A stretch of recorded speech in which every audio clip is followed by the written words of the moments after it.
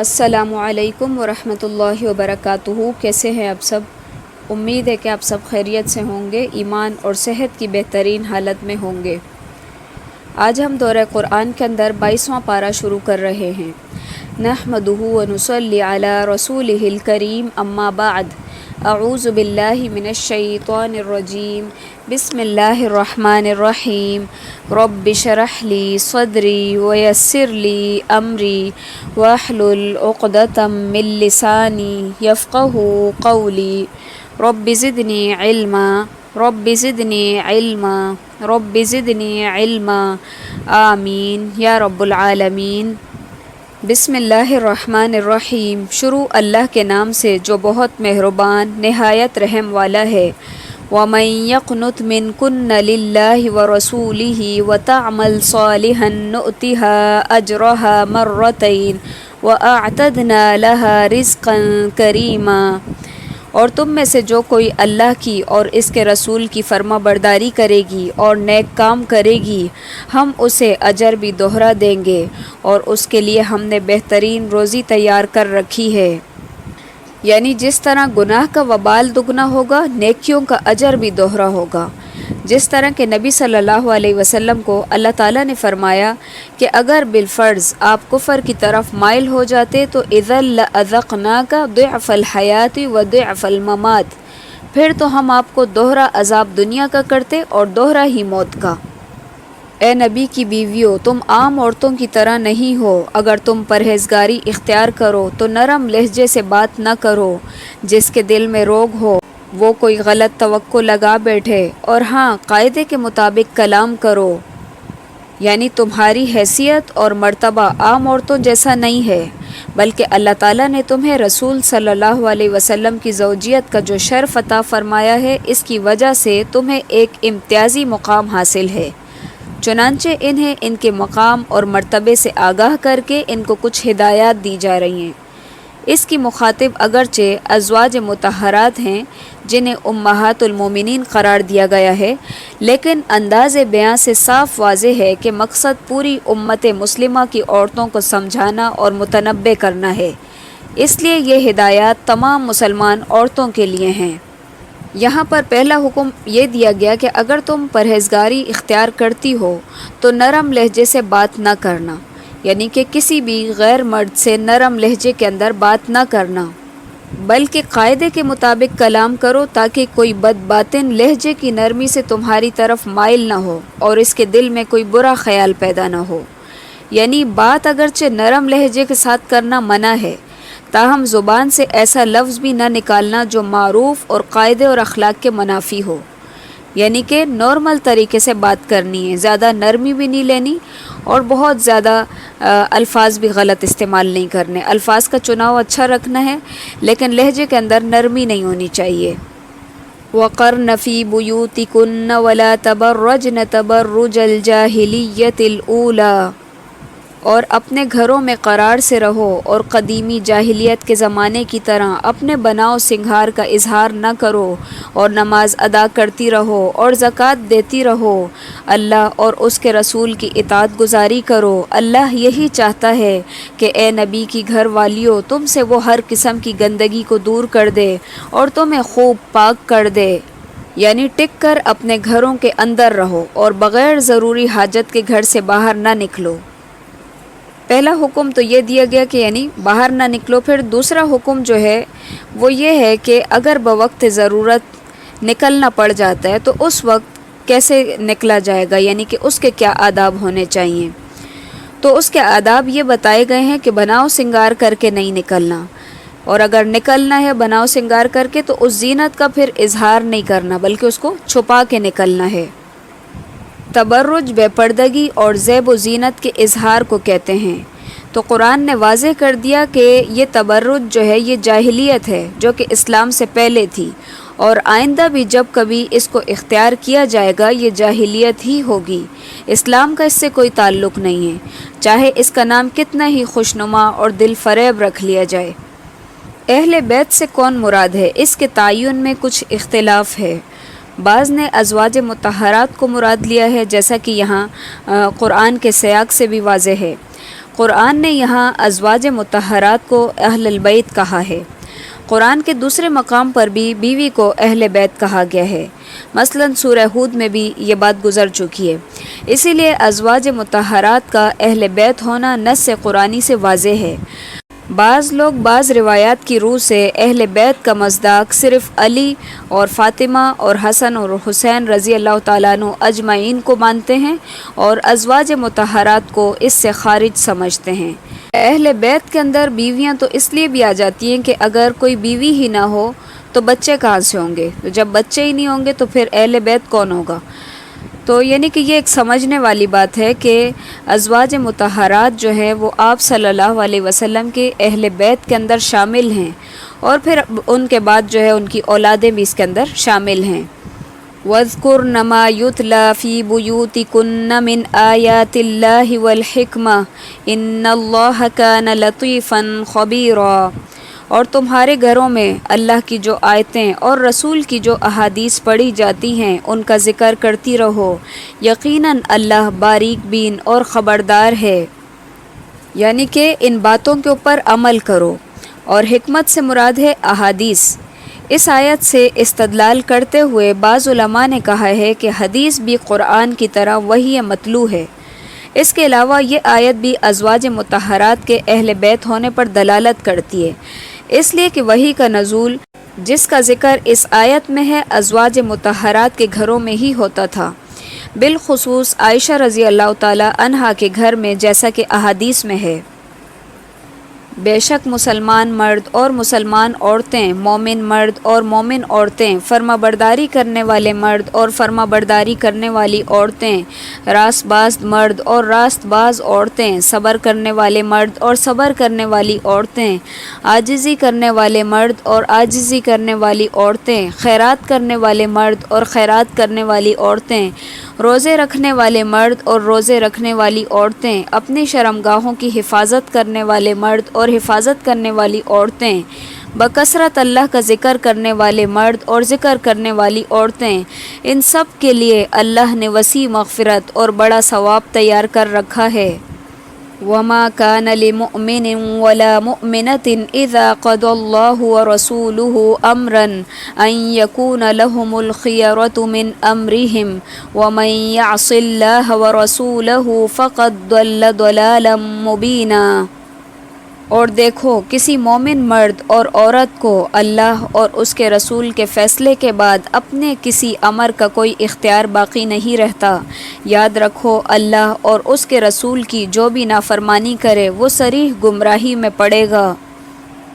یاد کرو جب کہ تم اس شخص سے کہہ رہے تھے جس پر اللہ تعالیٰ نے انعام کیا، اور تم نے بھی، کہ اپنی بیوی کو اپنے پاس رکھو اور اللہ سے ڈرو، اور اپنے دل میں وہ بات چھپائے ہوئے تھے جسے اللہ ظاہر کرنے والا تھا، اور تم لوگوں سے خوف کھاتے تھے، حالانکہ اللہ اس کا زیادہ حقدار تھا کہ تم اسی سے ڈرو۔ پس جب کہ زید نے اس عورت سے اپنی غرض پوری کر لی اور ہم نے اسے تیرے نکاح میں دے دیا تاکہ مسلمانوں پر اپنے لے پالک لڑکوں کی بیویوں کے بارے میں کسی طرح کی تنگی نہ رہے، جب کہ وہ اپنی غرض ان سے پوری کر چکیں، اللہ کا یہ حکم تو ہو کر ہی رہنے والا تھا۔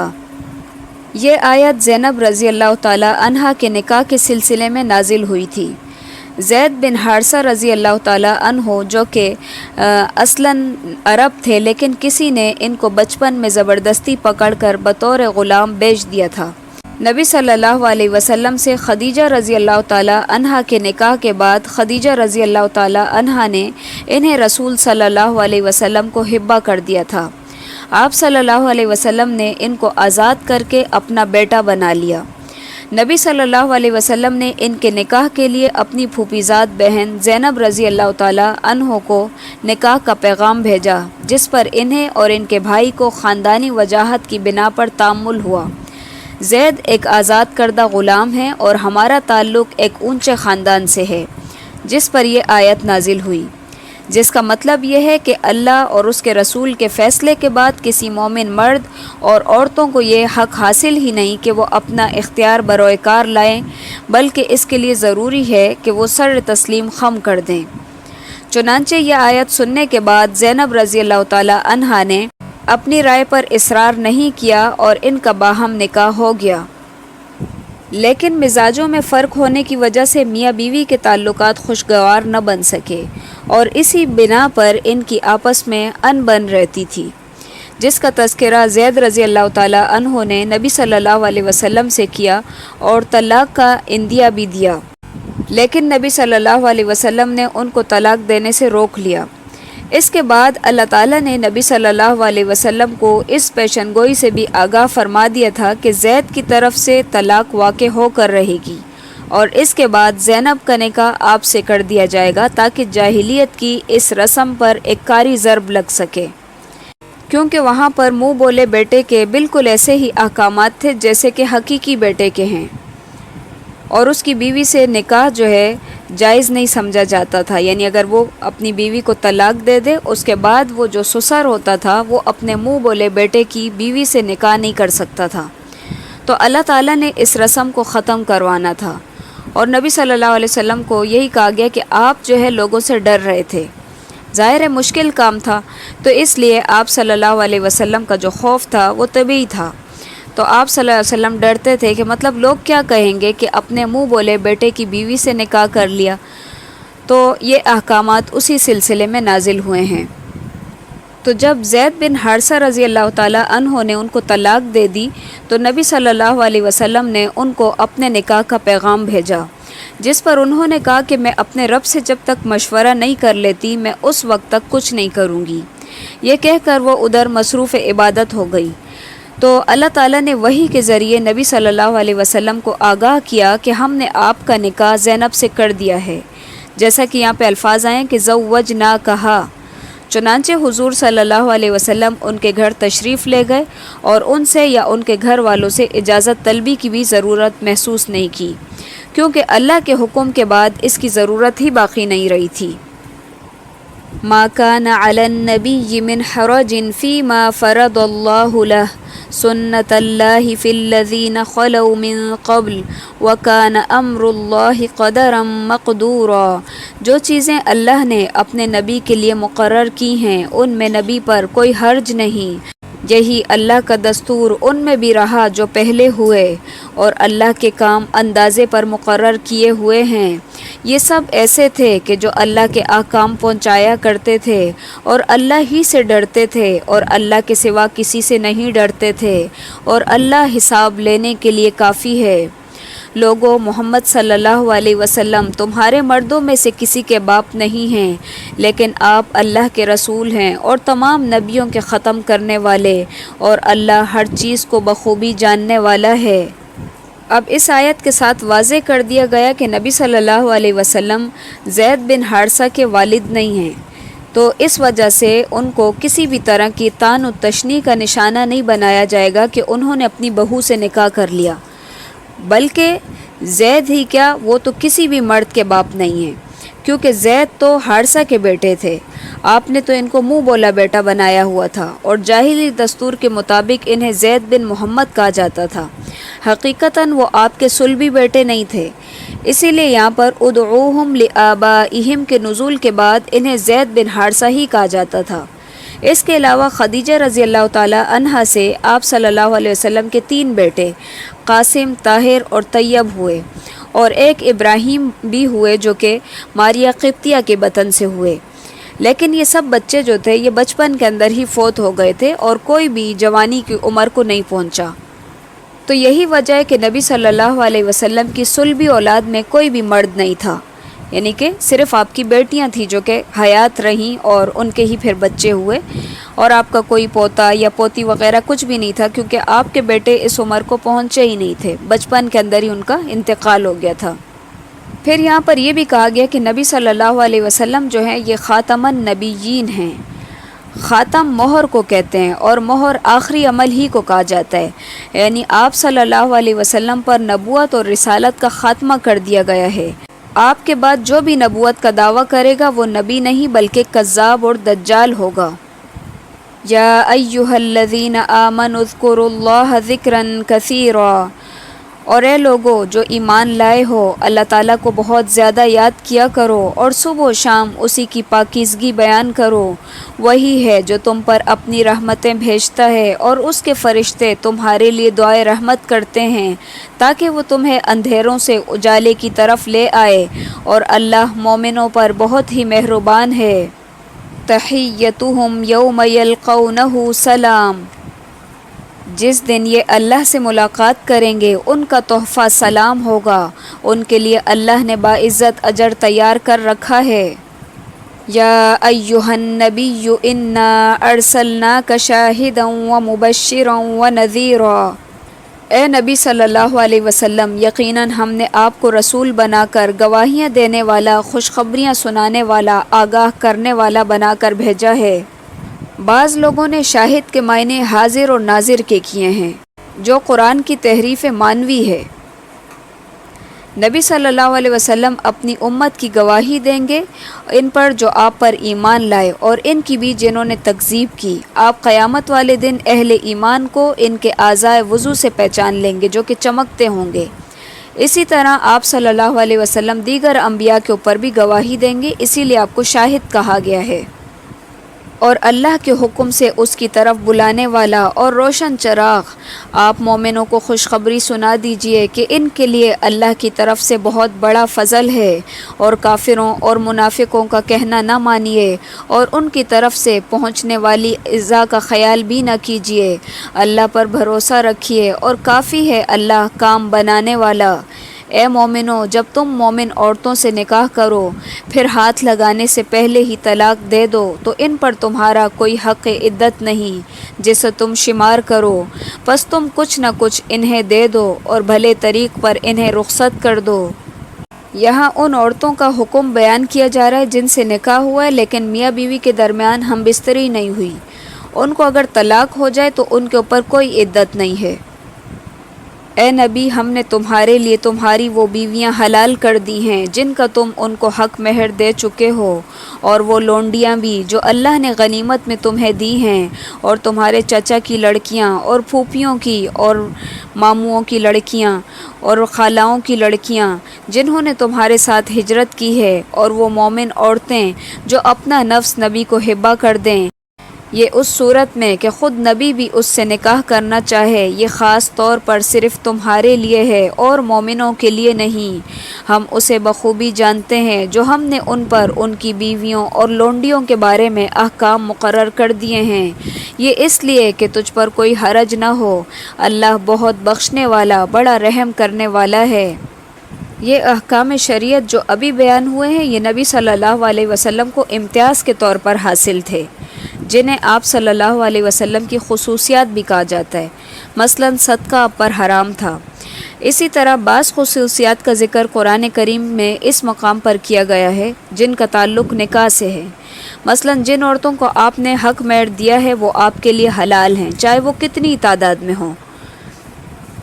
اور اگر کوئی ایسی عورت ہے جو آپ صلی اللہ علیہ وسلم کی طرف اپنے آپ کو ہبہ کرنا چاہتی ہے اور نبی صلی اللہ علیہ وسلم بھی اس سے نکاح کرنا پسند کریں تو پھر بغیر مہر کے جو ہے نکاح ہو سکتا ہے۔ یہ اجازت صرف نبی صلی اللہ علیہ وسلم کے لیے تھی، اور جو دیگر مومن ہیں ان کے لیے تو ضروری ہے کہ وہ حق مہر ادا کریں۔ ان میں سے جسے تو چاہے دور رکھ اور جسے چاہے اپنے پاس کر لے، اور اگر تو ان میں سے بھی کسی کو اپنے پاس بلا لے جنہیں تو نے الگ کر رکھا تھا تو تجھ پر کوئی گناہ نہیں۔ اس میں اس بات کی زیادہ توقع ہے کہ ان عورتوں کی آنکھیں ٹھنڈی رہیں اور وہ رنجیدہ نہ ہوں، اور جو کچھ بھی تو انہیں دے دے اس پر سب کی سب راضی رہیں۔ تمہارے دلوں میں جو کچھ ہے اسے اللہ خوب جانتا ہے۔ اس میں آپ صلی اللہ علیہ وسلم کی ایک اور خصوصیت کا بیان ہے، وہ یہ کہ بیویوں کے درمیان باریاں مقرر کرنے میں آپ کو اختیار دیا گیا تھا۔ آپ جس کی باری چاہیں موقوف کر دیں، یعنی کہ اسے نکاح میں رکھتے ہوئے اس سے مباشرت نہ کریں، اور جس سے چاہیں یہ تعلق قائم رکھیں، یعنی جن جن بیویوں کی باریاں موقوف کر رکھی تھی اگر آپ چاہیں تو ان کے پاس بھی جا سکتے ہیں، ان سے بھی مباشرت کر سکتے ہیں۔ تو یہ اجازت بھی آپ صلی اللہ علیہ وسلم کو حاصل تھی۔ اس کے بعد اور عورتیں آپ صلی اللہ علیہ وسلم کے لیے حلال نہیں، اور نہ یہ درست ہے کہ ان کے بدلے اور عورتوں سے نکاح کرے، اگرچہ ان کی صورت اچھی بھی لگتی ہو، مگر جو تمہاری مملوکہ ہوں، اور اللہ ہر چیز کا نگہبان ہے۔ اے ایمان والو، نبی کے گھروں میں نہ جایا کرو مگر یہ کہ تم کو کھانے کے لیے آنے کی اجازت دی جائے، یہ نہیں کہ پہلے سے جا کر بیٹھ گئے اور کھانے کے پکنے کا انتظار کرتے رہے، بلکہ جب بلایا جائے جاؤ، اور جب کھا چکو تو نکل کھڑے ہو، وہاں باتوں میں مشغول ہو کر نہ بیٹھو۔ نبی کو تمہاری اس بات سے تکلیف ہوتی ہے تو وہ لحاظ کر جاتے ہیں، اور اللہ بیان حق میں کسی کا لحاظ نہیں کرتا۔ جب کہ تم نبی کی بیویوں سے کوئی چیز طلب کرو تو پردے کے پیچھے سے طلب کرو، تمہارے اور ان کے دلوں کے لیے کامل پاکیزگی ہے۔ نہ تمہیں یہ جائز ہے کہ تم رسول کو تکلیف دو، اور نہ تمہیں یہ حلال ہے کہ آپ کے بعد کسی بھی وقت آپ کی بیویوں سے نکاح کرو۔ یاد رکھو اللہ کے نزدیک یہ بہت بڑا گناہ ہے۔ اس آیت کا سبب نزول یہ ہے کہ نبی صلی اللہ علیہ وسلم کی دعوت پر زینب رضی اللہ تعالی عنہا کے ولیمے میں صحابہ اکرام تشریف لائے، جن میں سے بعض کھانے کے بعد بھی بیٹھے ہوئے باتیں کرتے رہے، جس سے آپ صلی اللہ علیہ وسلم کو خاص تکلیف ہوئی۔ تاہم حیا اور اخلاق کی وجہ سے آپ نے ان کو جانے کا نہیں کہا۔ چنانچہ اس آیت میں دعوت کے آداب بتائے گئے ہیں کہ ایک تو یہ کہ اس وقت جاؤ جب کھانا تیار ہو چکا ہو، پہلے سے ہی جا کر نہ بیٹھو۔ دوسرا یہ کہ کھاتے ہی اپنے اپنے گھروں کو چلے جاؤ، وہاں بیٹھے ہوئے باتیں مت کرو۔ کھانے کا تو ذکر سبب نزول کی وجہ سے ہے، ورنہ مطلب یہ ہے کہ جب بھی تمہیں بلایا جائے، چاہے کھانے کے لیے یا کسی کام کے لیے، اجازت کے بغیر گھر کے اندر داخل مت ہو۔ پھر یہاں پر پردے کے بھی کچھ احکامات دیے گئے ہیں، اور یہ حکم عمر رضی اللہ تعالیٰ عنہ کی خواہش پر نازل ہوا۔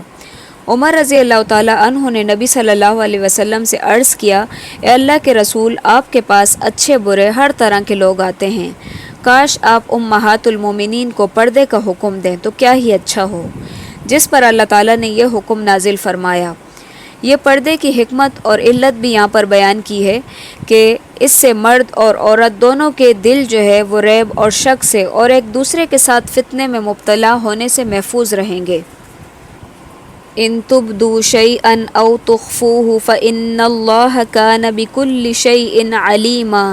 تم کسی چیز کو ظاہر کرو یا مخفی رکھو، اللہ تو ہر چیز کا بخوبی علم رکھنے والا ہے۔ ان عورتوں پر کوئی گناہ نہیں کہ وہ اپنے باپوں اور اپنے بیٹوں اور بھائیوں اور بھتیجوں اور بھانجوں اور اپنی میل جول کی عورتوں اور ملکیت کے ماتحتوں کے سامنے ہوں، اور تو اللہ سے ڈرتی رہو، اللہ یقیناً ہر چیز پر شاہد ہے۔ ان اللہ وملائکتہ یصلون علی النبی، اللہ اور اس کے فرشتے نبی پر رحمت بھیجتے ہیں۔ اے ایمان والو، تم بھی ان پر درود بھیجو اور خوب سلام بھی بھیجتے رہو۔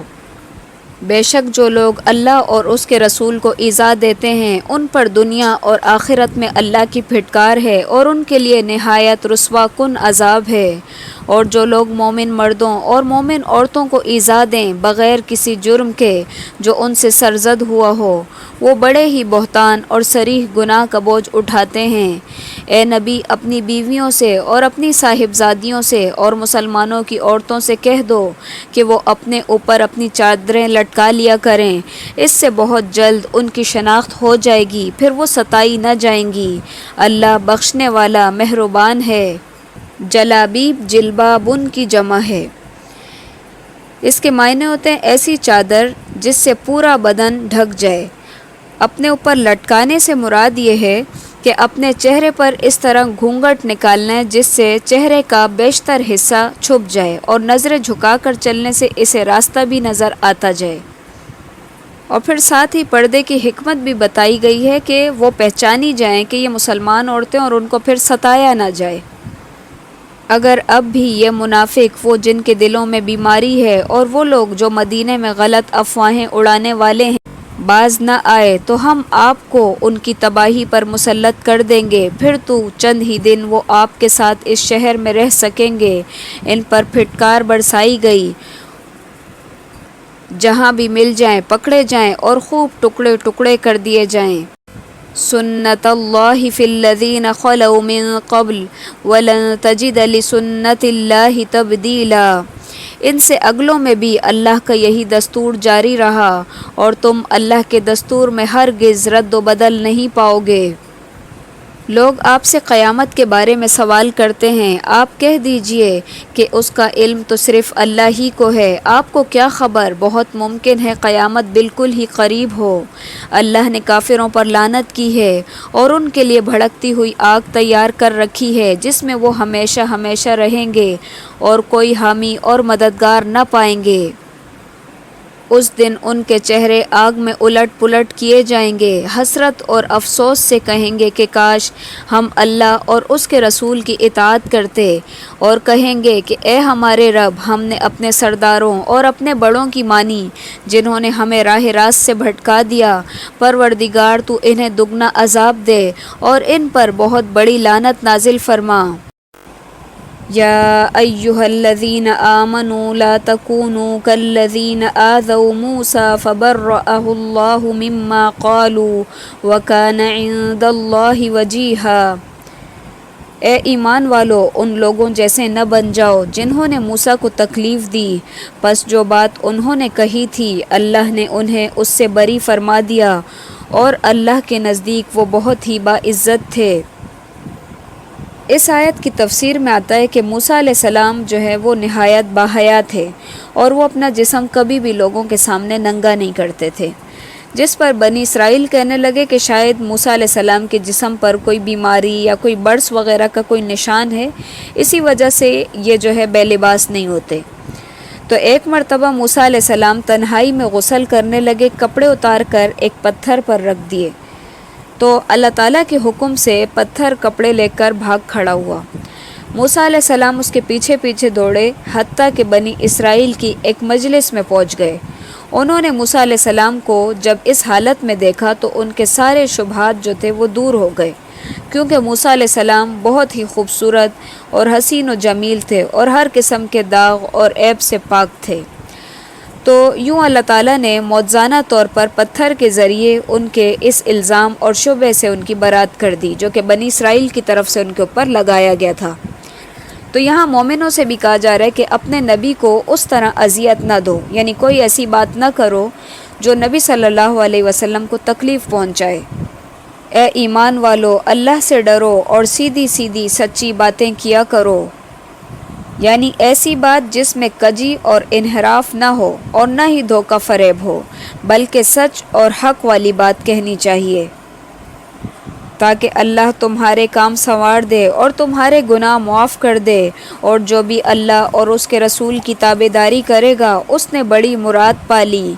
ہم نے اپنی امانت کو آسمانوں پر اور زمین پر اور پہاڑوں پر پیش کیا، لیکن سب نے اس کے اٹھانے سے انکار کر دیا اور اس سے ڈر گئے، مگر انسان نے اسے اٹھا لیا، وہ بڑا ہی ظالم جاہل ہے۔ اس آیت کے اندر امانت سے مراد وہ احکام شرعیہ اور فرائض ہیں جو کہ واجب ہیں اور جن کی ادائیگی پر ثواب ہے، اور ان سے اعراض اور انکار پر عذاب ہوگا۔ جب یہ تکالیف شرعیہ جو تھی آسمانوں اور زمین اور پہاڑوں پر پیش کی گئی تو وہ اس کو اٹھانے سے ڈر گئے، اور جب یہی چیزیں انسان کے اوپر پیش کی گئیں تو وہ اطاعت الہی یعنی کہ امانت کے اجر و ثواب اور اس کی فضیلت کو دیکھ کر اس بار گراں کو اٹھانے کے لیے آمادہ ہو گیا۔ لِيُعَذِّبَ اللَّهُ الْمُنَافِقِينَ وَالْمُنَافِقَاتِ وَالْمُشْرِكِينَ وَالْمُشْرِكَاتِ وَيَتُوبَ اللَّهُ عَلَى الْمُؤْمِنِينَ وَالْمُؤْمِنَاتِ وَكَانَ اللَّهُ غَفُورًا رَحِيمًا۔ یہ اس لیے کہ اللہ منافق مردوں، عورتوں اور مشرک مردوں اور عورتوں کو سزا دے اور مومن مردوں اور عورتوں کی توبہ قبول فرمائے، اور اللہ بڑا ہی بخشش کرنے والا مہربان ہے۔ سورہ سبا مکی ہے۔ بسم اللہ الرحمن الرحیم۔ الحمد للہ الذی لہ ما فی السماوات وما فی الارض ولہ الحمد فی الآخرہ وہو الحکیم الخبیر۔ تمام تعریفیں اس اللہ کے لیے ہیں جس کی ملکیت میں وہ سب کچھ ہے جو آسمانوں اور زمین میں ہے، آخرت میں بھی تعریف اسی کی ہے، وہ بڑی حکمتوں والا اور پورا خبردار ہے۔ جو زمین میں جائے اور جو اس سے نکلے، جو آسمان سے اترے، اور جو اس میں چڑھ کر جائے وہ سب سے باخبر ہے اور وہ مہربان ہے، نہایت بخشنے والا ہے۔ وقال الذین کفروا لا تأتینا الساعۃ، اور کفار کہتے ہیں کہ ہم پر قیامت نہیں آئے گی۔ آپ کہہ دیجئے کیوں نہیں، مجھے میرے رب کی قسم جو عالم الغیب ہے، وہ یقیناً تم پر آئے گی۔ اللہ سے ایک ذرے کے برابر کی چیز بھی پوشیدہ نہیں، نہ آسمانوں میں اور نہ ہی زمین میں، بلکہ اس سے بھی چھوٹی اور بڑی ہر چیز کھلی کتاب میں موجود ہے، تاکہ وہ ایمان والوں اور نیکوکاروں کو اچھا بدلہ عطا فرمائے۔ یہی لوگ ہیں جن کے لیے مغفرت اور عزت کی روزی ہے، اور ہماری آیتوں کو نیچا دکھانے کی جنہوں نے کوشش کی ہے، یہی وہ لوگ ہیں جن کے لیے سخت دردناک عذاب کی سزا ہے۔ اور جنہیں علم ہے وہ دیکھ لیں گے کہ جو کچھ آپ کی جانب آپ کے رب کی طرف سے نازل ہوا وہ سراسر حق ہے، اور اللہ غالب خوبیوں والے کی راہ کی رہبری کرتا ہے۔ اور کافروں نے کہا کہ آؤ ہم تمہیں ایک ایسا شخص بتائیں جو تمہیں یہ خبر پہنچاتا ہے کہ جب تم بالکل ہی ریزہ ریزہ ہو جاؤ گے تو تم پھر سے ایک نئی پیدائش میں آؤ گے۔ ہم نہیں کہہ سکتے کہ خود اس نے ہی اللہ پر جھوٹ باندھ لیا ہے یا اسے دیوانگی ہے، بلکہ حقیقت یہ ہے کہ آخرت پر یقین نہ رکھنے والے ہی عذاب میں اور دور کی گمراہی میں ہیں۔ اس آیت کے اندر رجل سے مراد نبی صلی اللہ علیہ وسلم ہیں جو ان کی طرف نبی بن کر آئے، اور مشرکین کو یہ بات عجیب معلوم ہوتی تھی کہ نبی صلی اللہ علیہ وسلم ان کو خبر دیتے تھے کہ مرنے کے بعد دوبارہ زندہ کیے جاؤ گے۔ تو وہ کہتے ہیں کہ دو باتوں میں سے تو ایک بات ضرور ہے، ایک تو یہ یا تو یہ اللہ تعالیٰ کے اوپر جھوٹ بولتا ہے، اور یا جو ہے پھر اس کا دماغ چل گیا، یعنی کہ دیوانگی میں یہ ایسی باتیں کرتا ہے۔ افلم يروا الى ما بين ايديهم وما خلفهم من السماء والارض، کیا پس وہ آپ کے آگے پیچھے آسمان اور زمین کو نہیں دیکھتے؟ اگر ہم چاہیں تو انہیں زمین میں دھنسا دیں یا ان پر آسمان سے ٹکڑے گرا دیں۔ یقیناً اس میں پوری دلیل ہے ہر اس بندے کے لیے جو دل سے متوجہ ہو۔ وَلَقَدْ آتَيْنَا دَاوُودَ مِنَّا فَضْلًا، اور ہم نے داؤد پر اپنا فضل کیا۔ اے پہاڑوں اس کے ساتھ رغبت سے تسبیح پڑھا کرو، اور پرندوں کو بھی یہی حکم ہے۔ اور ہم نے اس کے لیے لوہا نرم کر دیا کہ تو پوری پوری زرہیں بنا اور جوڑوں میں اندازے رکھ، اور تم سب نیک کام کیا کرو، یقیناً میں تمہارے اعمال کو دیکھ رہا ہوں۔ اور ہم نے سلیمان کے لیے ہوا کو مسخر کر دیا کہ صبح کی منزل اس کی مہینے بھر کی ہوتی تھی اور شام کی منزل بھی، اور ہم نے ان کے لیے تانبے کا چشمہ بہا دیا، اور اس کے رب کے حکم سے بعض جنات اس کی ماتحتی میں اس کے سامنے کام کیا کرتے تھے، اور ان میں سے جو بھی ہمارے حکم سے سرتابی کرے ہم اسے بھڑکتی ہوئی آگ کے عذاب کا مزہ چکھائیں گے۔ سلیمان علیہ السلام اپنے لوگوں کے ساتھ جو ہے تخت پر بیٹھ جاتے تھے، اور جدھر آپ کا حکم ہوتا تھا ہوائیں آپ کو اتنی تیزی سے لے کر جاتی تھیں کہ ایک مہینے جتنی مسافت صبح سے شام تک کی ایک منزل میں طے ہو جاتی، اور پھر اسی طرح دوپہر سے رات تک ایک مہینے کے برابر مسافت ہوتی۔ اس طرح ایک دن میں آپ 2 مہینوں کی مسافت طے کر سکتے تھے۔ يَعْمَلُونَ لَهُ مَا يَشَاءُ مِن مَّحَارِيبَ وَتَمَاثِيلَ وَجِفَانٍ كَالْجَوَابِ وَقُدُورِ الرَّاسِيَاتِ اعْمَلُوا آلَ دَاوُودَ شُكْرًا وَقَلِيلٌ مِّنْ عِبَادِيَ الشَّكُورُ۔ جو کچھ سلیمان چاہتے وہ جنات تیار کر دیتے، مثلاً قلعے، مجسمے اور حوضوں کے برابر لگن اور چولہوں پر جمی ہوئی مضبوط دیگیں۔ اے آل داؤد، اس کے شکر میں نیک عمل کرو، میرے بندوں میں سے شکر گزار بہت ہی کم ہیں۔ محاریب محراب کی جمع ہے، بلند جگہ یا اچھی عمارت۔ مطلب یہ ہے کہ بلند محلات، عالیشان عمارتیں یا مساجد وغیرہ وہ بناتے تھے۔ اور تماثیل تمثال کی جمع ہے، جس کے معنی ہوتے ہیں تصویر یا تصویریں۔ فَلَمَّا قَضَيْنَا عَلَيْهِ الْمَوْتَ مَا دَلَّهُمْ عَلَى مَوْتِهِ إِلَّا دَابَّةُ الْأَرْضِ، پھر جب ہم نے ان پر موت کا حکم بھیج دیا تو ان کی خبر جنات کو کسی نے نہ دی سوائے گھن کے کیڑے نے جو ان کے عصا کو کھا رہا تھا۔ پس جب سلیمان گر پڑے اس وقت جنوں نے جان لیا کہ اگر وہ جن غیب دان ہوتے تو اس ذلت کے عذاب میں مبتلا نہ رہتے۔ سلیمان علیہ السلام کے زمانے میں جنوں کے بارے میں مشہور تھا کہ وہ غیب کا علم جانتے ہیں، تو اللہ تعالیٰ نے سلیمان علیہ السلام کی موت کے ذریعے سے اس عقیدے کو ختم کر دیا، کیونکہ جنات سمجھ رہے تھے کہ وہ ہماری نگرانی کر رہے ہیں، اور وہ لگے رہے کام میں، اور کافی ٹائم اس دوران گزر گیا، یہاں تک کہ جو گن کا جو کیڑا تھا، دیمک جو تھی، انہوں نے سلیمان علیہ السلام کی لکڑی کو کھا لیا، جو ان کا عصا تھا اس کو کھا لیا، اور اس کے بعد سلیمان علیہ السلام گر پڑے۔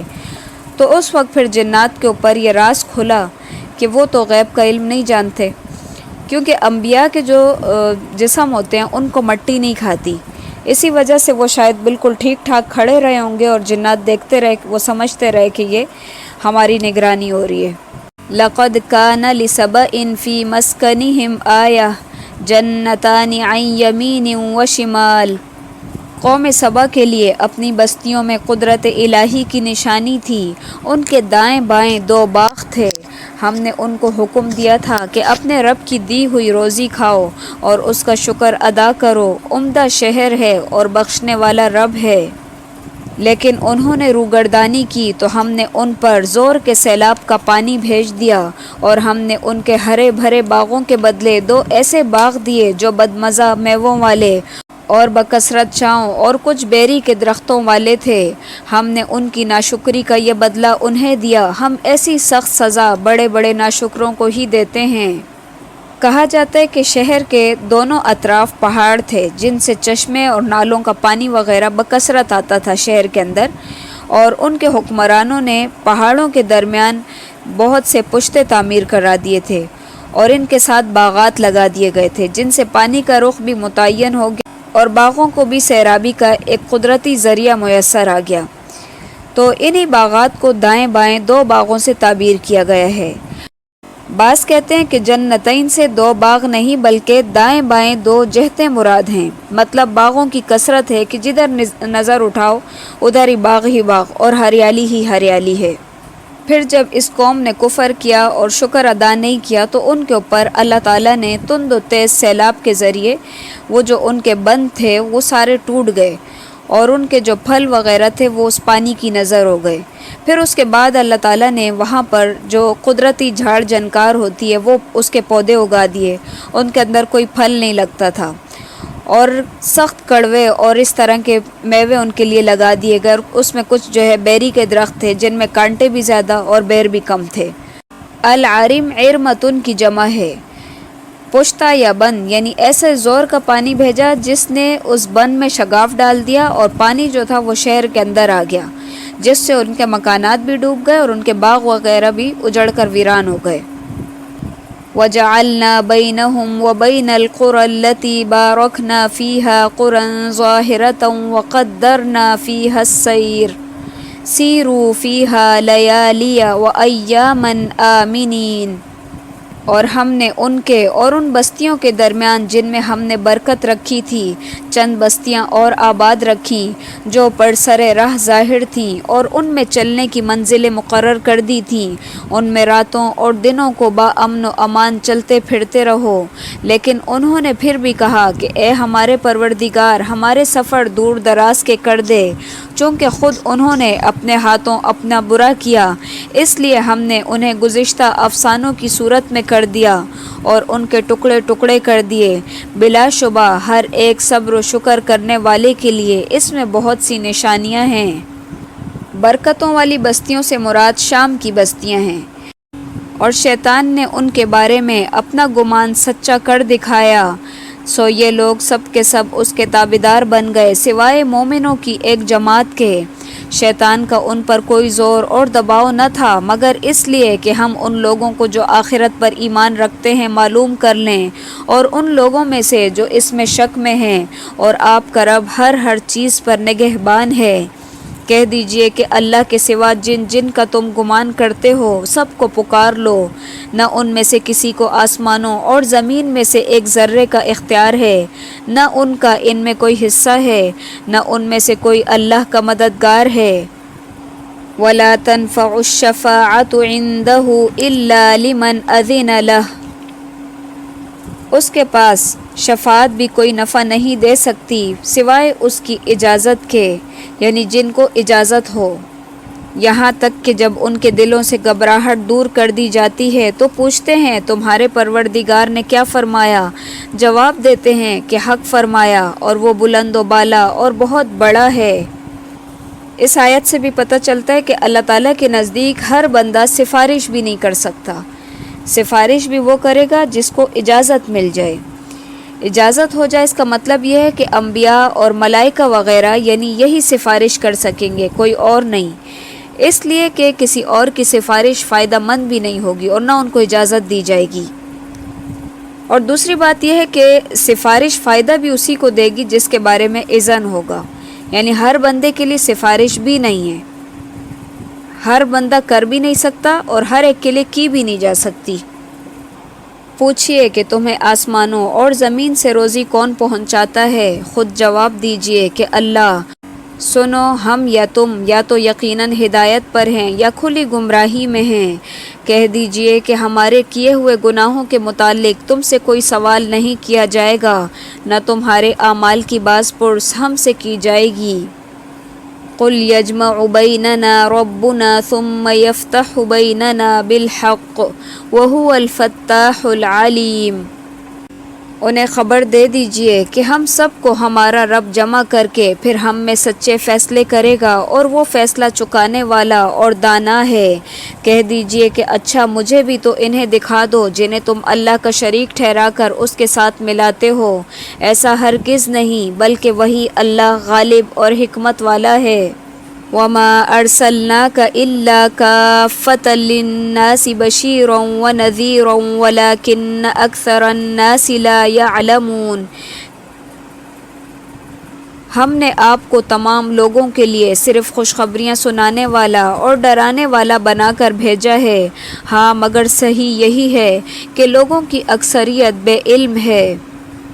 اس آیت کے اندر نبی صلی اللہ علیہ وسلم کے لیے اللہ تعالیٰ کی طرف سے رسالت عامہ کا بیان ہے کہ آپ کو پوری نسل انسانیت کا ہادی اور رہنما بنا کر بھیجا گیا ہے۔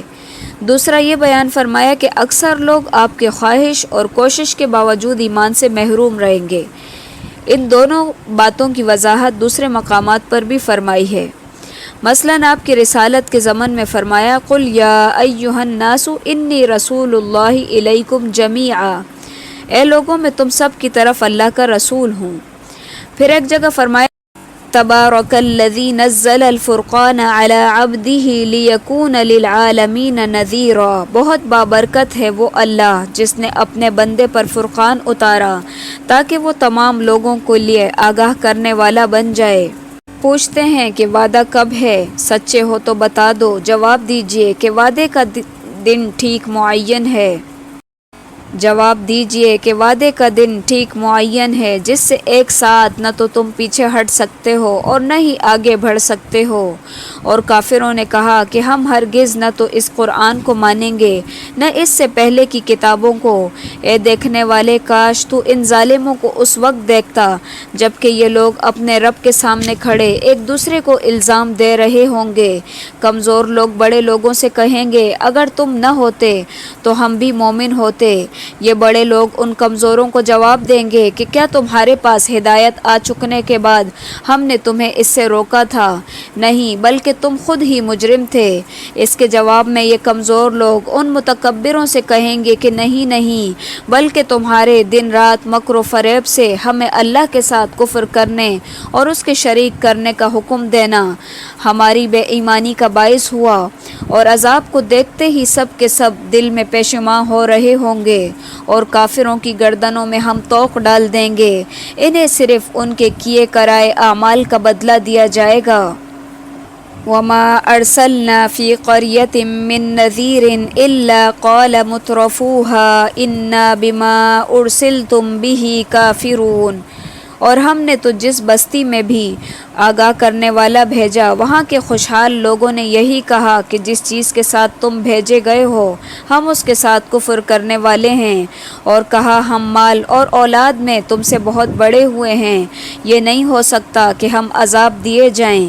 کہہ دیجئے کہ میرا رب جس کے لیے چاہے روزی کشادہ کرتا ہے اور تنگ بھی کر دیتا ہے، لیکن اکثر لوگ نہیں جانتے۔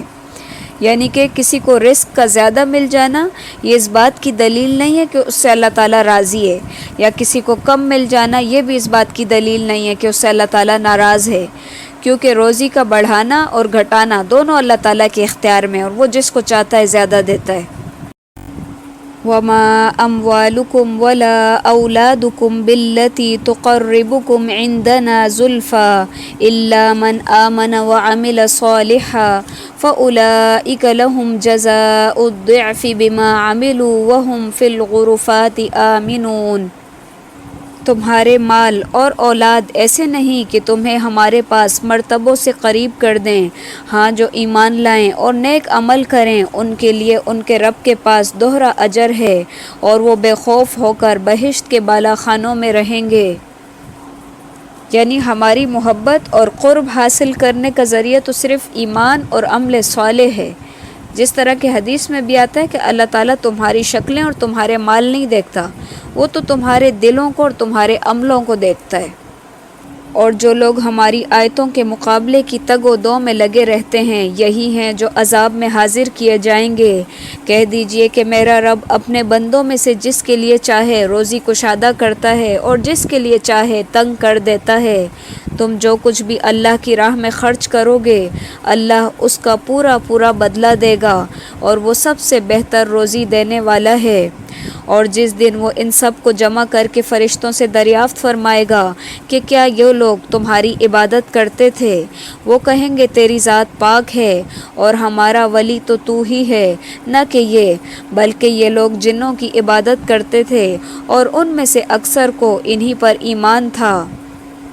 یہ مشرکین کو ذلیل اور خوار کرانے کے لیے اللہ تعالیٰ فرشتوں سے پوچھے گا، کہ جیسے عیسیٰ علیہ السلام کے بارے میں آتا ہے کہ اللہ تعالیٰ ان سے بھی پوچھے گا کہ کیا تم نے لوگوں کو حکم دیا تھا کہ مجھے اور میری ماں کو الہ بنا لو، اللہ تعالیٰ کے سوا معبود بنا لو؟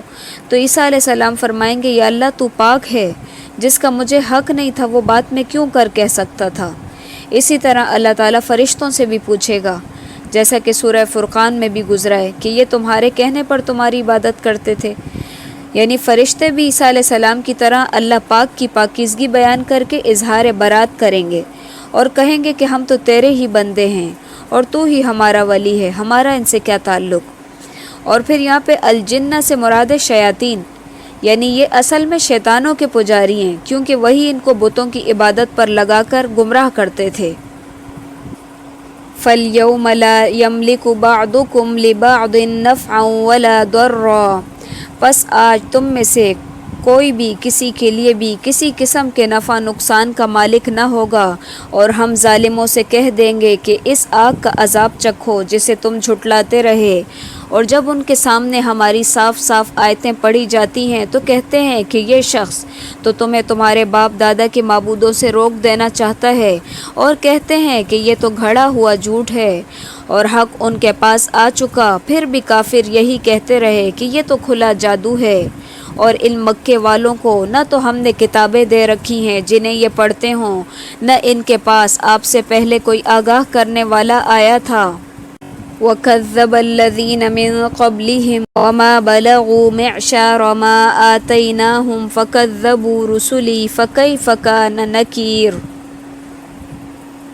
اور ان سے پہلے کے لوگوں نے بھی ہماری باتوں کو جھٹلایا تھا، اور انہیں ہم نے جو دے رکھا تھا یہ تو اس کے 10ویں حصے کو بھی نہیں پہنچتے، بس انہوں نے میرے رسولوں کو جھٹلایا، پھر دیکھ کہ میرا عذاب کیسا سخت تھا۔ اس لیے کہ وہ آرزو کرتے تھے کہ ان کے پاس بھی کوئی پیغمبر آئے اور کوئی صحیفہ آسمانی نازل ہو، لیکن جب یہ چیزیں آئی تو انہوں نے انکار کر دیا۔ تو یہاں پر کفار مکہ کو تنبیہ کی جا رہی ہے کہ تم نے تکذیب اور انکار کا جو راستہ اختیار کیا ہے وہ نہایت ہی خطرناک ہے۔ تم سے پچھلی امتیں بھی جب اس راستے پر چلیں تو وہ بھی تباہ اور برباد ہو گئی۔ حالانکہ یہ امتیں مال و دولت میں، قوت اور طاقت میں اور عمر کے لحاظ سے تم سے بہت بڑھ کر تھیں، تم تو اس کے 10ویں حصے کو بھی نہیں پہنچتے، لیکن اس سب کے باوجود اللہ کے عذاب سے وہ نہیں بچ سکے۔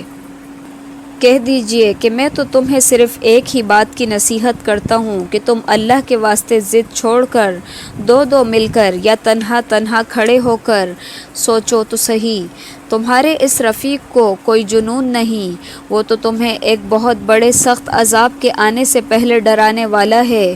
کہہ دیجئے کہ جو بدلہ میں تم سے مانگوں وہ تمہارے لیے ہے، میرا بدلہ تو اللہ ہی کے ذمہ ہے، وہ ہر چیز سے باخبر اور مطلع ہے۔ کہہ دیجئے میرا رب حق اور سچی وحی نازل فرماتا ہے، وہ ہر غیب کا جاننے والا ہے۔ کہہ دیجئے کہ حق آ چکا، باطل نہ تو پہلے ابھرا نہ ہی دوبارہ ابھر سکے گا۔ قل ان ضللت فانما اضل على نفسي وان اهتديت فبما يوحي الي ربي انه سميع قریب۔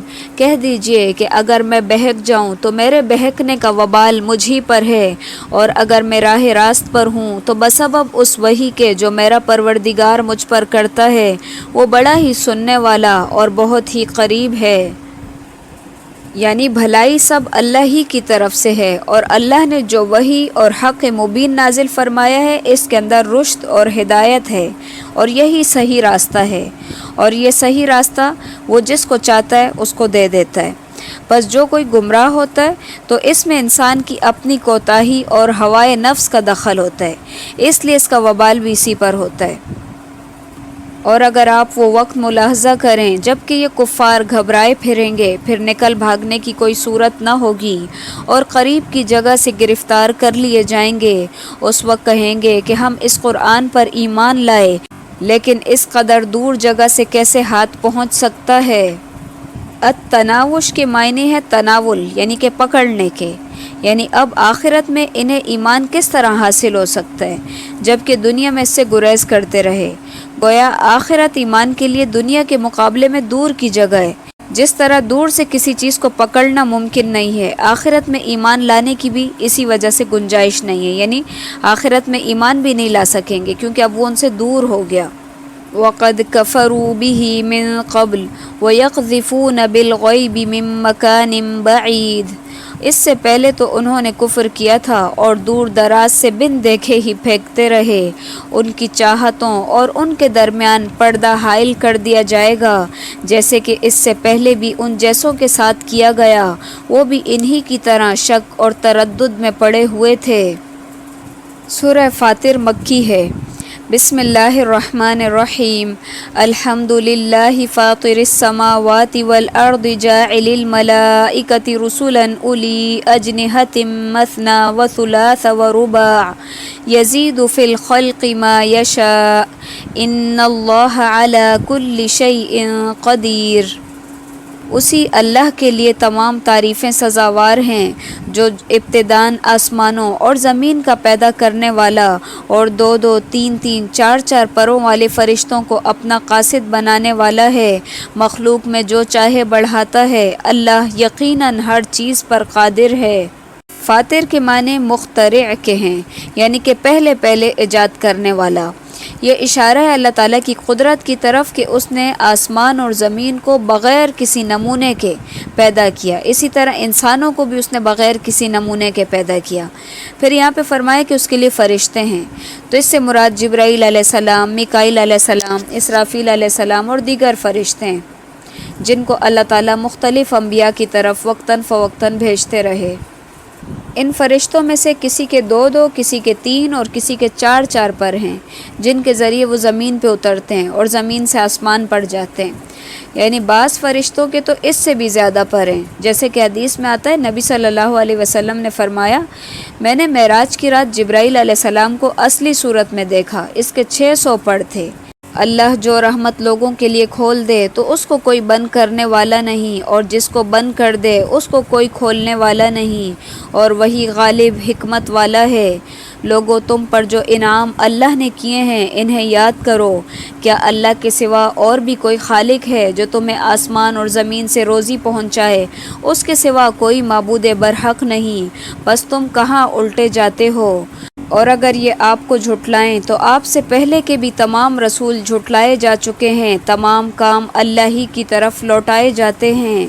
لوگو، اللہ کا وعدہ سچا ہے، تمہیں زندگانی دنیا دھوکے میں نہ ڈال اور نہ دھوکے باز شیطان تمہیں غفلت میں ڈالے۔ یاد رکھو، شیطان تمہارا دشمن ہے، تم اس دشمن کو جانو۔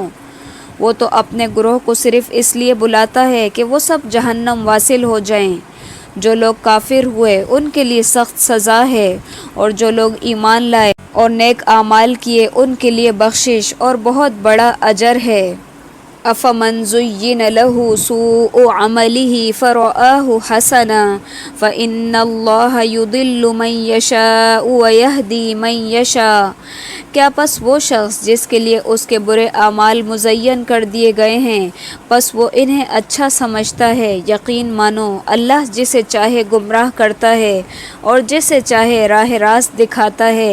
پس آپ کو ان پر غم کھا کھا کر اپنی جان ہلاکت میں نہیں ڈالنی چاہیے۔ یہ جو کچھ کر رہے ہیں اس سے یقیناً اللہ بخوبی واقف ہے، اور اللہ ہی ہوائیں چلاتا ہے جو بادلوں کو اٹھاتی ہیں، پھر ہم بادلوں کو خشک سرزمین کی طرف لے جاتے ہیں اور اس سے اس زمین کو اس کی موت کے بعد زندہ کر دیتے ہیں۔ اسی طرح دوبارہ جی اٹھنا بھی ہے۔ من کان یرید العزت فللہ العزت جمیعا جو شخص عزت حاصل کرنا چاہتا ہو تو اللہ ہی کی ساری عزت ہے۔ تمام ستھرے کلمات اسی کی طرف چڑھتے ہیں اور نیک عمل ان کو بلند کرتا ہے، اور جو لوگ برائیوں کے داؤ گھات میں لگے رہتے ہیں ان کے لیے سخت ترین عذاب ہے، اور ان کا یہ مکر برباد ہو جائے گا۔ یعنی کہ جو چاہتا ہے اس کو دنیا اور آخرت میں عزت ملے تو اس کو چاہیے کہ اللہ کی اطاعت کرے، کیونکہ ساری عزت کا مالک اللہ ہی ہے۔ الکلم کلمتن کی جمع ہے۔ ستھرے کلمات سے مراد اللہ تعالیٰ کی تسبیح اور اس کی حمد و ثنا ہے۔ اسی طرح امر بالمعروف و نہی عن المنکر بھی اسی کے اندر آتا ہے۔ اور چڑھتے ہیں کا مطلب یہ کہ قبول کرنا ہے، یعنی فرشتوں کا انہیں لے کر آسمانوں پر چڑھنا ہے تاکہ اللہ ان کو ان کی جزا دے۔ پھر یہاں پر ان لوگوں کا بھی ذکر کیا گیا، فرمایا کہ والذین یمکرون السیئات کہ وہ برے اعمال کی چالیں چلتے رہتے ہیں، یعنی جیسے خفیہ طریقے سے کسی کو کوئی نقصان پہنچا دیا یا کسی کے خلاف کوئی سازشیں کر لی، تو یہاں پر اللہ تعالیٰ ان الفاظ کے ساتھ ان کو بیان کر رہے ہیں کہ ان کا جو یہ مکر و فریب ہے یہ بھی برباد ہو جائے گا، اور اس کا وبال بھی انہی پر پڑے گا جو اس کا ارتکاب کرتے ہیں۔ واللہ خلقکم من تراب ثم من نطفۃ ثم جعلکم ازواجا اور اللہ ہی ہے جس نے تم کو مٹی سے پیدا کیا، پھر نطفے سے پیدا کیا، پھر تمہیں جوڑے جوڑے بنا دیا۔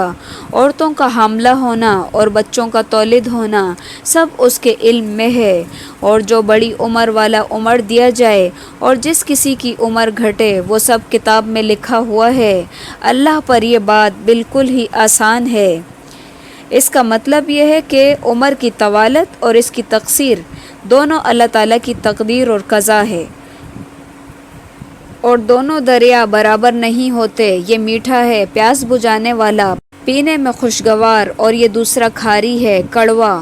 تم ان دونوں میں سے تازہ گوشت کھاتے ہو اور وہ زیورات نکالتے ہو جنہیں تم پہنتے ہو، اور آپ دیکھتے ہیں کہ بڑی بڑی کشتیاں پانی کو چیرنے والی ہیں، ان دریاؤں میں ہیں، تاکہ تم اس کا فضل تلاش کرو اور تاکہ تم اس کا شکر کرو۔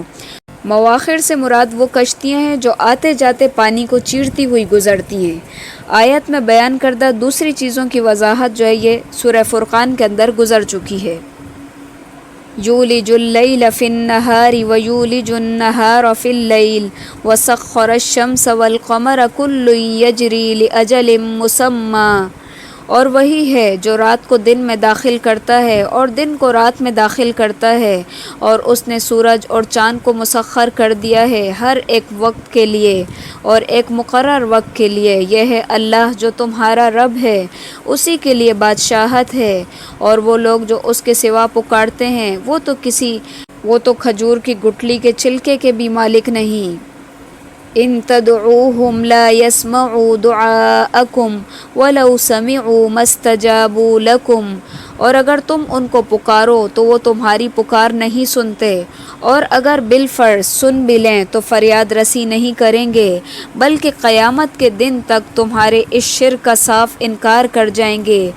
آپ کو کوئی بھی حق تعالی جیسی خبریں نہیں دے گا۔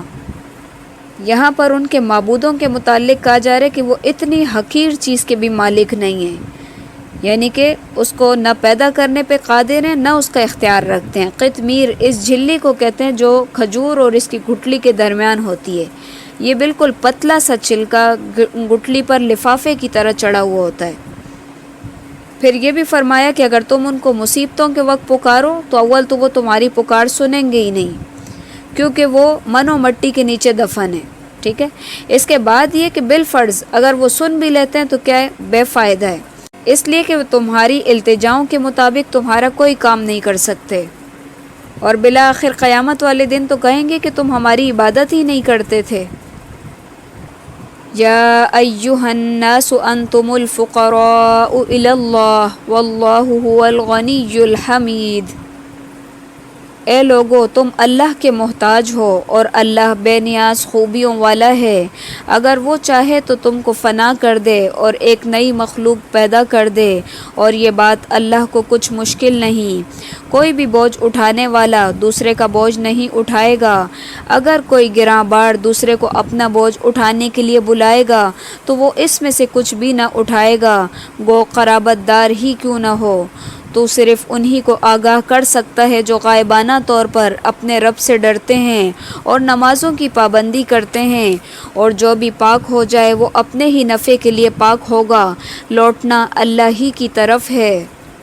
اس آیت کے اندر کہا جا رہا ہے کہ کوئی بوجھ اٹھانے والا کسی کا بوجھ نہیں اٹھائے گا، لیکن یہ بھی ہے کہ جس نے دوسروں کو گمراہ کیا ہوگا وہ اپنے گناہوں کے بوجھ کے ساتھ ان کے گناہوں کا بھی بوجھ اٹھائے گا جس کو اس نے گمراہ کیا ہوگا، جیسا کہ ایک آیت میں آیا ہے کہ وَلَيَحْمِلُنَّ أَثْقَالَهُمْ وَأَثْقَالًا مَعَ أَثْقَالِهِمْ، سورہ عنکبوت کی آیت ہے کہ وہ ضرور اپنا بوجھ بھی اٹھائیں گے اور اپنے بوجھوں کے ساتھ ان کا بھی بوجھ اٹھائیں گے جن کو انہوں نے گمراہ کیا ہوگا۔ اور حدیث میں بھی ہے کہ جس نے کوئی برا طریقہ اسلام میں جاری کیا اس پر اس برے فعل کا بوجھ ہوگا، اور ان تمام لوگوں کا بھی بوجھ ہوگا جنہوں نے اس کے بعد اس پہ عمل کیا۔ تو اس سے یہ واضح ہوتا ہے، لیکن دوسرا بوجھ بھی در حقیقت ان کا اپنا ہی بوجھ ہے۔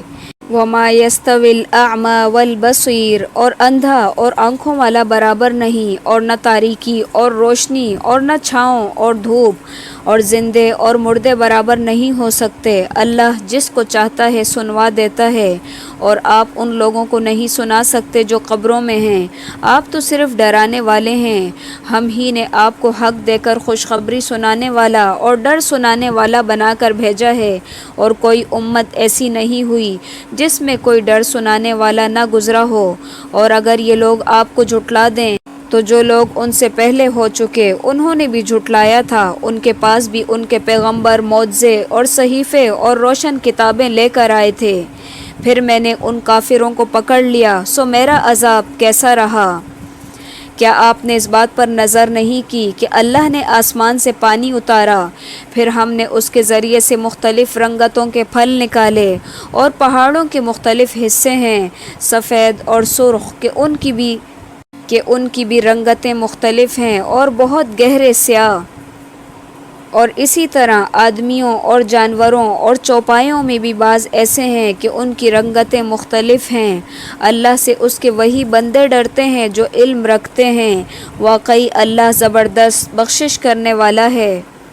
یہاں پر تمام چیزوں کی بات کی گئی ہے، یعنی جس طرح مومن اور کافر، صالح اور فاسد دونوں قسم کے لوگ ہیں، اسی طرح پھل جو ہے وہ بھی مختلف ہیں، کچھ بہت زیادہ خوش ذائقہ ہیں، کچھ کم خوش ذائقہ ہیں، اور ان کی شکلیں مختلف ہیں۔ اسی طرح پھر پہاڑ ہیں اور اس کے حصے یا راستے ان کے مختلف رنگ ہیں، جیسے کہ کچھ سفید ہیں، کچھ سرخ ہیں اور کچھ گہرے سیاہ ہیں۔ پھر اسی طرح انسانوں کے اندر بھی مختلف رنگ ہیں، کچھ لوگ جو ہے سفید ہوتے ہیں، کچھ سرخ، کچھ سیاہ، کچھ زرد، مطلب مختلف رنگ ہیں۔ تو یہ ساری جو ہے اللہ تعالیٰ کی قدرت کی نشانیاں ہیں، اور جو ان نشانیوں میں جتنا زیادہ غور کرتا ہے وہ اتنا ہی جو ہے علم والا ہوتا ہے۔ تو ساتھ ہی یہاں پر یہ بھی فرمایا کہ انما یخشى اللہ من عبادہ العلماء، کہ اللہ تعالیٰ سے اس کے بندوں میں سے علماء ڈرتے ہیں جو کہ علم والے ہیں، یعنی علم والے لوگ ہیں جو اللہ تعالیٰ سے ڈرتے ہیں۔ جو لوگ کتاب اللہ کی تلاوت کرتے ہیں اور نماز کی پابندی رکھتے ہیں اور جو کچھ ہم نے ان کو عطا فرمایا اس میں سے پوشیدہ اور اعلانیہ خرچ کرتے ہیں، وہ ایسی تجارت کے امیدوار ہیں جو کبھی خسارے میں نہیں ہوگی، تاکہ ان کو ان کی اجرتیں پوری دے اور ان کو اپنے فضل سے اور زیادہ دے، بے شک وہ بڑا بخشش کرنے والا قدردان ہے۔ کتاب اللہ سے مراد قرآن کریم ہے۔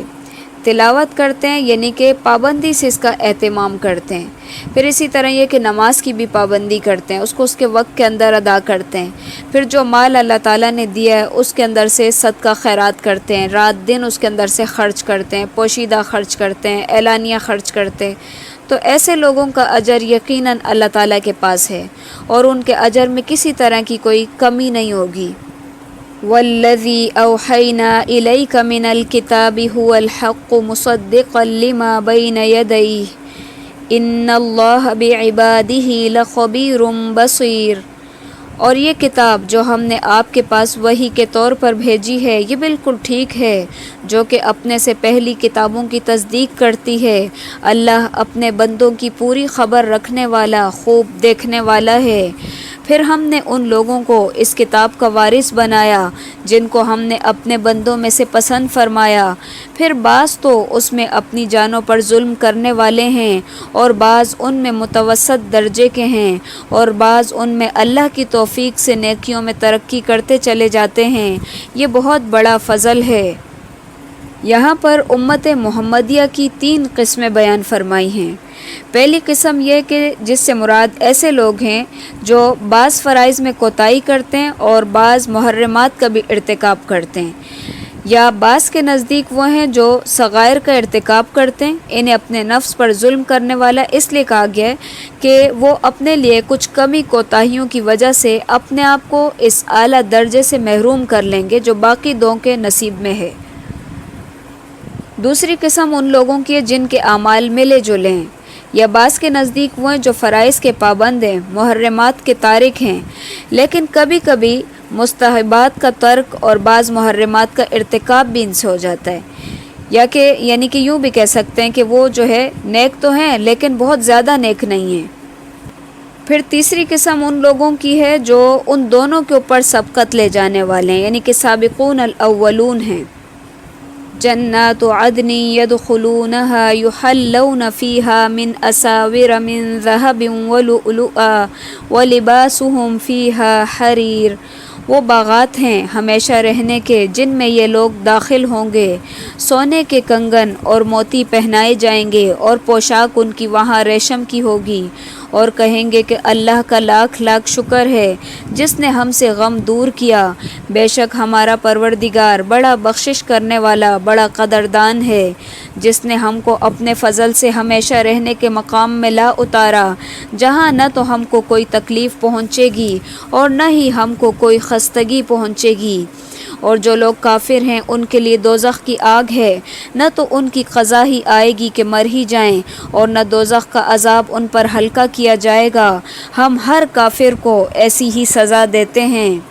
وَهُمْ يَسْتَرِخُونَ فِيهَا رَبَّنَا أَخْرِجْنَا نَعْمَلْ صَالِحًا غَيْرَ الَّذِي كُنَّا نَعْمَلُ، اور وہ لوگ اس میں چلائیں گے کہ اے ہمارے پروردگار ہم کو نکال لے، ہم اچھے کام کریں گے برخلاف ان کاموں کے جو کیا کرتے تھے۔ اللہ کہے گا کیا ہم نے تم کو اتنی عمر نہ دی تھی کہ جس کو سمجھنا ہوتا وہ سمجھ سکتا، اور تمہارے پاس ڈرانے والا بھی پہنچا تھا، سو چکھو ایسے ظالموں کا کوئی مددگار نہیں، بے شک اللہ جاننے والا ہے آسمانوں اور زمین کی پوشیدہ چیزوں کا، بے شک وہی دل کی باتوں کا جاننے والا ہے، وہی ایسا ہے جس نے تم کو زمین میں آباد کیا، سو جو شخص کفر کرے گا اس کے کفر کا وبال اسی پر پڑے گا، اور کافروں کے لیے ان کا کفر ان کے پروردگار کے نزدیک ناراضگی ہی بڑھنے کا سبب ہے، اور کافروں کے لیے ان کا خسارہ ہی خسارہ بڑھنے کا باعث ہے۔ قل ارأيتم شركاءكم الذين تدعون من دون اللہ، آپ کہہ دیجئے کہ تم اپنے شریکوں کا حال تو بتاؤ جن کو تم اللہ کے سوا پوجا کرتے ہو، مجھ کو یہ تو بتاؤ کہ انہوں نے زمین میں کون سا جز بنایا ہے، یا ان کا آسمان میں کچھ حصہ ہے، یا ہم نے ان کو کوئی کتاب دی ہے کہ یہ اس کی دلیل پر قائم ہوں، بلکہ یہ ظالم ایک دوسرے سے نرے دھوکے کی باتوں کا وعدہ کرتے آتے ہیں۔ یقینی بات یہ ہے کہ اللہ آسمانوں اور زمین کو تھامے ہوئے ہے کہ وہ ٹل نہ جائیں، اور اگر وہ ٹل جائیں تو پھر اللہ کے سوا اور کوئی ان کو تھام بھی نہیں سکتا۔ وہ بردبار اور بخشنے والا ہے۔ اور ان کفار نے بڑی زور کی قسمیں کھائیں کہ اگر ان کے پاس کوئی ڈرانے والا آئے تو وہ ہر ایک امت سے زیادہ ہدایت قبول کرنے والے ہوں۔ پھر جب ان کے پاس ایک ڈرانے والا پہنچا تو بس ان کی نفرت میں ہی اضافہ ہوا۔ اس آیت کے اندر اللہ تعالیٰ فرماتے ہیں کہ نبی صلی اللہ علیہ وسلم کی بعثت سے پہلے مشرکین عرب جو تھے یہ قسمیں کھا کھا کر کہتے تھے کہ اگر ہماری طرف کوئی رسول آیا تو ہم اس کا خیر مقدم کریں گے اور اس پر ایمان لانے میں ایک مثالی کردار پیش کریں گے۔ تو یہاں پر یہ کہ جب محمد صلی اللہ علیہ وسلم ان کے پاس آئے جس کی وہ تمنا کرتے تھے، تو بجائے اس کے کہ وہ آپ صلی اللہ علیہ وسلم کے اوپر ایمان لاتے، انہوں نے آپ کا انکار کیا اور آپ کی مخالفت کی، اور انہوں نے راستہ جو اختیار کیا وہ بھی سرکشی اور تکبر والا۔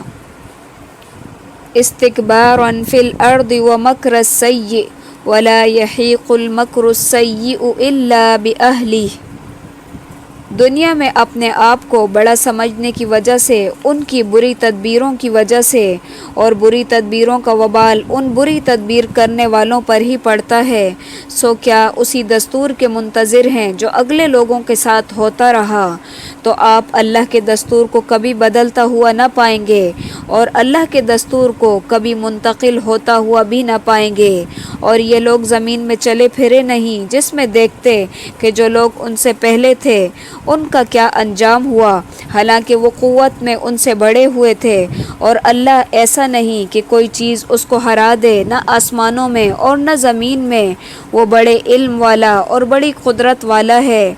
اور اگر اللہ لوگوں کو ان کے اعمال کی وجہ سے پکڑنے لگتا تو روئے زمین پر ایک جاندار کو بھی نہ چھوڑتا، لیکن اللہ ان کی ایک میعاد معین تک مہلت دیتا ہے، سو جب وہ میعاد معین آ پہنچے گی تو اللہ اپنے بندوں کو خود ہی دیکھ لے گا۔ سورہ یاسین مکی ہے۔ بسم اللہ الرحمن الرحیم۔ یاسین والقرآن الحکیم انک لمن المرسلین علی صراط مستقیم تنزیل العزیز الرحیم۔ قسم ہے قرآن با حکمت کی کہ بے شک آپ پیغمبروں میں سے ہیں، سیدھے راستے پر ہیں۔ یہ قرآن اللہ زبردست مہربان کی طرف سے نازل کیا گیا ہے۔ سورہ یاسین کے فضائل میں بہت سی روایتیں مشہور ہیں، مثلاً یہ کہ یہ قرآن کا دل ہے، اسے قریب المرگ شخص پر پڑھو، لیکن سند کے لحاظ سے کوئی بھی روایت درجہ صحت کو نہیں پہنچتی، بلکہ بعض تو بالکل موضوع ہیں یا پھر ضعیف ہیں۔ قلب قرآن والی روایت کو شیخ البانی رحمۃ اللہ علیہ نے موضوع قرار دیا ہے۔ لِتُنذِرَ قَوْمًا مَّا أُنذِرَ آبَاؤُهُمْ فَهُمْ غَافِلُونَ لِتُنذِرَ قَوْمًا مَّا أُنذِرَ آبَاؤُهُمْ فَهُمْ غَافِلُونَ، تاکہ آپ ایسے لوگوں کو ڈرائیں جن کے باپ دادا نہیں ڈرائے گئے تھے، تو اسی وجہ سے یہ غافل ہیں۔ ان میں سے اکثر لوگوں پر بات ثابت ہو چکی تو یہ ایمان نہیں لائیں گے۔ ہم نے ان کی گردنوں میں توق ڈال دیے ہیں، پھر وہ ٹھوڑیوں تک ہیں جن سے ان کے سر اوپر کو الٹ گئے ہیں، اور ہم نے ایک آڑ ان کے سامنے کر دی ہے اور ایک آڑ ان کے پیچھے کر دی، جس سے ہم نے ان کو ڈھانک دیا سو وہ دیکھ نہیں سکتے۔ وَسَوَاءٌ عَلَيْهِمْ أَأَنذَرْتَهُمْ أَمْ لَمْ تُنذِرْهُمْ لَا يُؤْمِنُونَ، اور آپ ان کو ڈرائیں یا نہ ڈرائیں دونوں برابر ہیں، یہ ایمان نہیں لائیں گے۔ بس آپ تو صرف ایسے شخص کو ڈرا سکتے ہیں جو نصیحت پر چلے اور رحمان سے بن دیکھے ڈرے، سو آپ اس کو مغفرت اور باوقار اجر کی خوشخبری سنا دیں۔ بے شک ہم مردوں کو زندہ کریں گے، اور ہم لکھتے جاتے ہیں وہ اعمال بھی جن کو یہ لوگ آگے بھیجتے ہیں، اور ان کے وہ اعمال بھی جن کو یہ پیچھے چھوڑ کر جاتے ہیں، اور ہم نے ہر ایک چیز کو کتاب واضح میں ضبط کر رکھا ہے۔ ما قدموا سے مراد وہ اعمال ہیں جو انسان خود اپنی زندگی میں کرتا ہے، اور وہ آثارہم وہ اعمال ہیں جن کے عملی نمونے اچھے یا برے وہ دنیا کے اندر چھوڑ کر جاتا ہے، اور اس کے مرنے کے بعد اس کی اقتدا میں لوگ وہ اعمال بجا لاتے ہیں۔ جس طرح کہ حدیث میں ہے، جس نے اسلام میں کوئی نیک طریقہ جاری کیا اس کے لیے بھی اجر ہے، اور اس کا بھی اجر ہے جو اس پر عمل کرے بغیر اس کے اجر میں کسی طرح کی کمی کیے، اور جس نے کوئی برا طریقہ ایجاد کیا اس پر اپنے گناہ کا بھی بوجھ ہوگا اور اس کا بھی بوجھ ہوگا جو اس پر عمل کرے گا اس کے بعد، اور بغیر اس کے بوجھ کے اندر کمی کیے۔ آثارہم کا دوسرا مطلب ہے نشانات قدم، یعنی انسان نیکی یا بدی کے لیے جو سفر کرتا ہے اور ایک جگہ سے دوسری جگہ جاتا ہے تو قدموں کے یہ نشانات بھی لکھے جاتے ہیں۔ جیسے کہ عہد رسالت میں مسجد نبوی کے قریب کچھ خالی جگہ تھی تو بنو سلمہ نے ادھر منتقل ہونے کا ارادہ کیا۔ جب نبی صلی اللہ علیہ وسلم کے علم میں یہ بات آئی تو آپ نے انہیں مسجد کے قریب منتقل ہونے سے روک دیا، اور آپ نے فرمایا کہ تمہارا گھر اگرچہ دور ہے لیکن وہی رہو، جتنے قدم تم چل کر آتے ہو اتنے ہی وہ نیکی کے لیے لکھے جاتے ہیں۔ وَاضْرِبْ لَهُمْ مَثَلًا أَصْحَابَ الْقَرْيَةِ إِذْ جَاءَهَا الْمُرْسَلُونَ، اور ان کے لیے بستی والوں کو بطور مثال بیان کیجئے جب کہ اس بستی میں کئی رسول آئے، جب ہم نے ان کے پاس 2 کو بھیجا سو ان لوگوں نے اول دونوں کو جھٹلایا، پھر ہم نے تیسرے سے تائید کی تو ان تینوں نے کہا کہ ہم تمہارے پاس بھیجے گئے ہیں۔ ان لوگوں نے کہا کہ تم تو ہماری طرح معمولی آدمی ہو اور رحمان نے کوئی چیز نازل نہیں کی، تم تو نرا جھوٹ بولتے ہو۔ یہ 3 رسول کون تھے؟ مفسرین نے ان کے مختلف نام بیان کیے ہیں، لیکن یہ نام مستند ذرائع سے ثابت نہیں ہیں۔ قالوا ربنا يعلم إنا إليكم لمرسلون وما علينا إلا البلاغ المبين۔ ان رسولوں نے کہا کہ ہمارا پروردگار جانتا ہے کہ بے شک ہم تمہارے پاس بھیجے گئے ہیں اور ہمارے ذمے تو صرف واضح طور پر پہنچا دینا ہے۔ انہوں نے کہا کہ ہم تو تم کو منحوس سمجھتے ہیں، اگر تم باز نہ آئے تو ہم پتھروں سے تمہارا کام تمام کر دیں گے اور تم کو ہماری طرف سے سخت تکلیف پہنچے گی۔ ان رسولوں نے کہا کہ تمہاری نحوست تمہارے ہی ساتھ لگی ہوئی ہے، کیا اس کو نحوست سمجھتے ہو کہ تم کو نصیحت کی جائے، بلکہ تم تو حد سے گزرے ہوئے لوگ ہو۔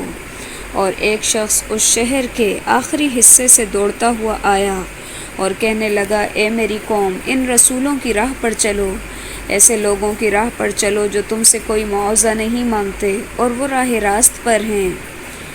یہ شخص مسلمان تھا۔ جب اس کو پتہ چلا کہ قوم پیغمبروں کی دعوت کو نہیں اپنا رہی تو اس نے آ کر رسولوں کی حمایت کی اور اپنی قوم کو ایمان کی ترغیب دی۔ اسی کے ساتھ ہمارے آج کے پارے کا اختتام ہے۔ سبحانک اللہم و بحمدک، نشہد ان لا الہ الا انت، نستغفرک و نتوب الیک۔ السلام علیکم ورحمۃ اللہ وبرکاتہ۔